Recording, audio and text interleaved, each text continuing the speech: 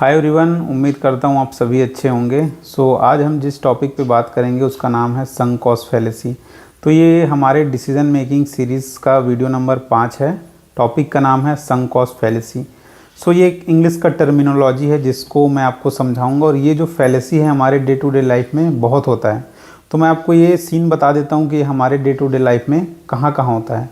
तो sunk cost fallacy को आप अपने रिलेशनशिप में फेस करेंगे, अपने इन्वेस्टमेंट में फेस करेंगे इस इशू को। और इसके अलावा रिलेशनशिप डिसीजन और इन्वेस्टमेंट, उसके अलावा आप इसको अपने पढ़ाई में भी फेस करेंगे। तो इसका मैं बहुत ब्यूटीफुल एग्जांपल दूंगा जिससे आपको ये इजीली समझ में आएगा और इससे आप रिलेट भी कर पाएंगे।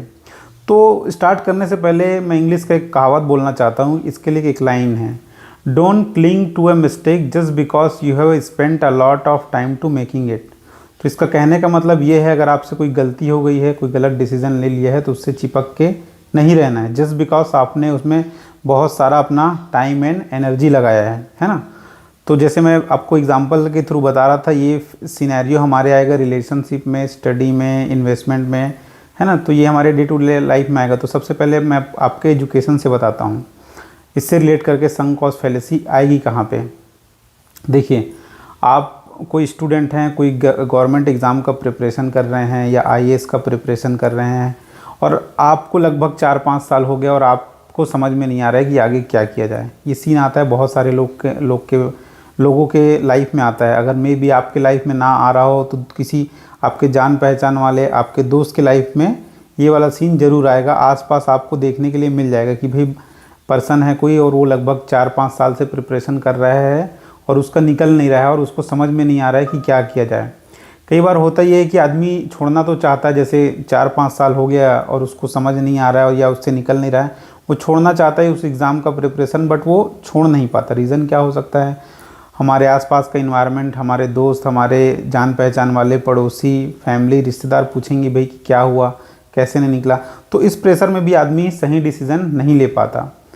तो अब इसको मैं आपको तरीका बता रहा हूँ। देखिए, आपने 4-5 साल एग्ज़ाम पे लगाया है, आपको अब उस एग्ज़ाम को छोड़ना है कि कंटिन्यू करना है, वो आपको समझ नहीं आ रहा है ना। आप क्योंकि आपने भी उसमें बहुत सारा टाइम एंड एनर्जी लगाया है, पैसा लगाया है अपना, क्योंकि आपने ट्यूशन के लिए पैसे खर्च किए होंगे, 4-5 साल का टाइम लगाया है, और आप जैसे छोड़ने जाएंगे तो आपको क्या फील आएगा कि भाई एक ट्राई और कर लेता, मेरा प्रीलिम्स निकल गया था तो मे भी अगले बार मेंस निकल जाता। ऐसे करके आपके 5-6 साल निकल जाते हैं और समझ में नहीं आता कि डिसीज़न कैसे लिया जाए।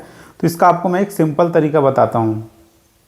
आपको क्या करना है, फॉर एग्ज़ाम्पल आप आईएएस की प्रिपरेशन कर रहे हैं, 4-5 साल आपने प्रिपरेशन किया, उस एग्ज़ाम का आपको A to Z हर चीज़ पता है, कितना डिफ़िकल्ट है, क्या पेपर का पैटर्न है, सब्जेक्ट कैसे हैं। मतलब सीधी सी बात बोलूँ तो आपको आप अपनी औकात पता चल गई है कि आपसे एग्ज़ाम निकलेगा कि नहीं।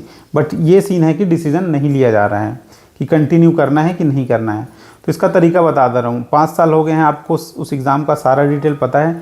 उस डिटेल को लेके आपको 5 साल पीछे जाना है और सोचना है, भाई अभी मेरे पास सारा डिटेल है, डिफ़िकल्टी पता है, एग्ज़ाम का पैटर्न पता है, क्या पूछा जाता है क्या नहीं, मुझे सब पता है।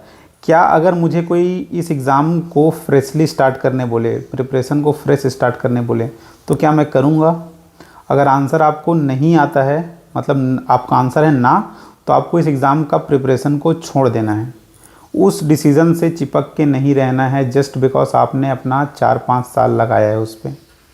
अगर आपका आंसर आता है हाँ भाई मैं कंटिन्यू करता, तो आप कंटिन्यू कर सकते हैं। ये सिंपल सा तरीका है संक कॉस्ट फैलेसी का। कोई गलती हो गई है तो इससे चिपक के नहीं रहना है ना।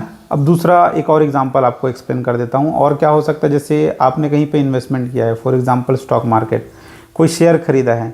अब क्या होता है, कई बार शेयर खरीदते हैं तो स्टॉक गिरता भी है ना। तो गिरता है तो वो स्टॉक हमसे बेचा नहीं जाता कि कहीं नुकसान ना हो जाए। जैसे 100 का स्टॉक 80 हो गया, 60 हो गया, तो अगर ऐसे सिनेरियो बेस पे वो गिर रहा है सीन पे कंटिन्यूसली, तो हमें वो स्टॉक बेच देना चाहिए। क्योंकि जब कोई स्टॉक गिरता है लाइक 10-20%, तो उस कंपनी के बारे में हमें बहुत सारी जानकारी पता चलती है कि भाई कौन क्या है, कंपनी में क्या चल रहा है, कैसा है, मैनेजमेंट कैसा है, सब कुछ सारी डिटेल पता चल जाती है। तो उस बेसिस पे हमें अपना डिसीज़न ले लेना चाहिए और इन्वेस्टमेंट से बाहर आ जाना चाहिए। जो हमें 20 का लॉस हो रहा था वो आगे जाके 40, 60, 70 का हो जाएगा, क्योंकि कोई भी स्टॉक एक दिन में 100 से 10 पे नहीं आता, वो टाइम देता है आपको। बट होता क्या है, इस फैलेसी के कारण हम उस स्टॉक को बेच नहीं पाते, क्योंकि भाई हमारा पैसा लगा है। मैंने स्टार्टिंग में ही बताया था, टाइम, एनर्जी, पैसा आदमी को रोक के रखता है। अगला एक एग्जांपल ले लेता हूँ संक कॉस्ट फैलेसी का। रिलेशनशिप का हो सकता है, कोई हो सकता है आप लड़का हो या लड़की हो और किसी ऐसे टॉक्सिक रिलेशनशिप में चले गए हैं। अब इस पे भी आप वही लगाइए, टाइम, एनर्जी, पैसे का एग्जांपल। जब आप कोई रिलेशनशिप में जाते हैं, आप अपना टाइम देते हैं, एनर्जी देते हैं, पैसा देते हैं, तब जाके वो 1-2 साल बाद वो समझ में आता है। और ऐसे ही अगर कोई बंदा पर्सन टॉक्सिक निकल जाए तो ऐसे ही छोड़ा नहीं जाता, छूटता नहीं है ना। तो ये भी एक संक कॉस्ट फैलेसी है, बट क्या करना है आपको, छोड़। तो उम्मीद करता हूँ ये वीडियो आपको अच्छा लगा होगा। कोई भी क्वेश्चन, सलाह, सुझाव हो तो प्लीज़ कमेंट बॉक्स में लिखिए। वीडियो को लाइक करिए, चैनल को सब्सक्राइब करिए। Thank you so much.